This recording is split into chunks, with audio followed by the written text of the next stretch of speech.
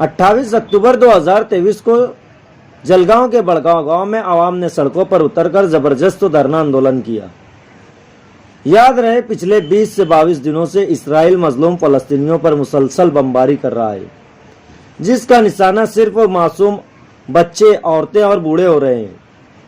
Israel में इतना दमखम नहीं कि वो हमास के लड़ाकों से लड़ सके, इसलिए वो शहरों पर मुसलसल अंधाधुंध बमबारी कर रहा है।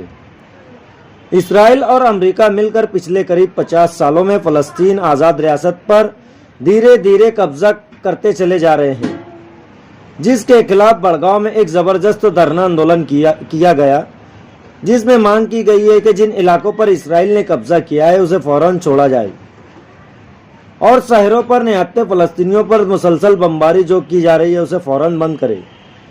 ऐसा न करने पर भारत सरकार से मांगनी की है कि इसराइल से तमाम सिफारती ताल्लुकात खत्म कर दिए जाए और उन पर इंटरनेशनल प्रेशर बनाया जाए।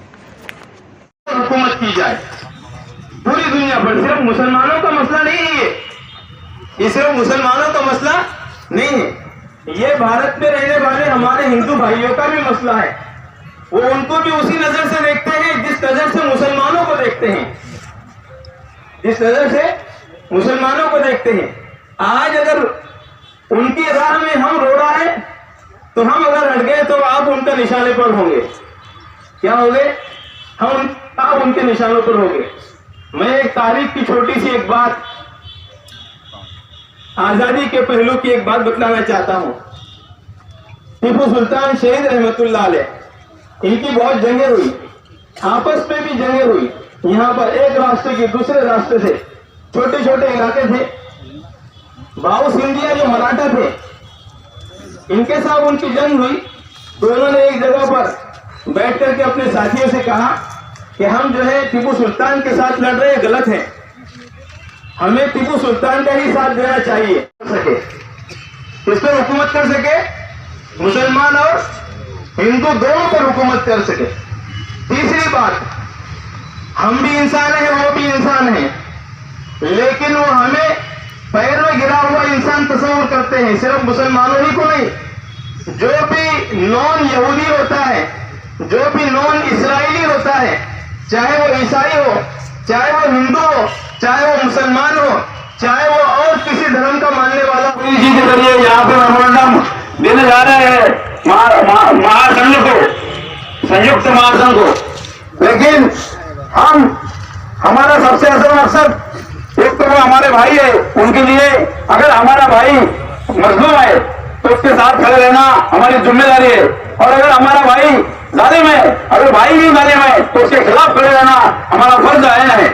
हम फिलिस्तीन के साथ खड़े रहे कि हमारी वजूहत दो है, एक तो वो हमारे दीनी और इस्लामी भाई है, और दूसरा सबसे ज्यादा सबसे अफजल बात यह है कि हम हमारे मुसलमानों की किबला अव्वल मस्जिद अक्सा से जुड़े हुए तमाम आलम के मुसलमान जो आज फिलिस्तीन की हिमायत में खड़े हैं, तो उसका मस्जिद अक्सा के लिए आज वो जो शहादत दे रहे हैं, उनके लिए हम हमारे इस देश में, हमारे देश के माजी पंतप्रधान आदरणीय अटल बिहारी वाजपेयी जी ने भी उस वक्त जब आप पंतप्रधान थे तब भी उन्होंने फिलिस्तीन के साथ खड़े होकर कहा था कि इजराइल ने जो जबरदस्ती कब्जा किया है वो फिलिस्तीन को उन्हें वापस देना होगा।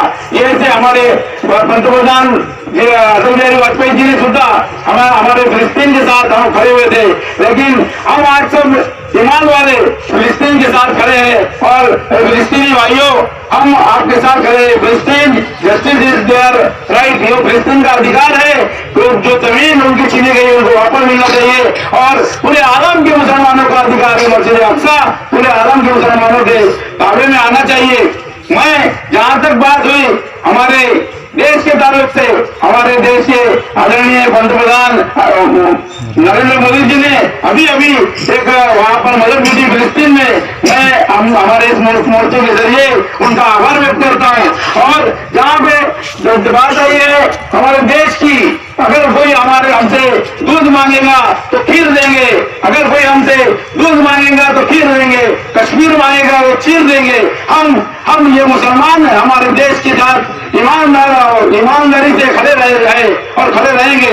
लेकिन जहां बात आई दीन और इस्लाम की, अगर दीन और इस्लाम के खिलाफ हमारा छोटा बाप या हमारा भाई भी रहा तो इंशाअल्लाह उसकी गर्दन उतारने में कम नहीं करेंगे। ये हमारा जज्बा है। और हम यहाँ पर तमाम बड़गांव शहर के तमाम हिंदू मुस्लिम भाई आज फिलिस्तीन के साथ हम खड़े हैं और फिलिस्तीन को मस्जिद अक्सा को आजादी दिलाने के लिए हम ज्यादा से ज्यादा क्या कर सकते हैं। यहाँ से हमारी कॉन्स्टिट्यूशन के हमारे अधिकार के तहत हम सिर्फ दुआ करेंगे।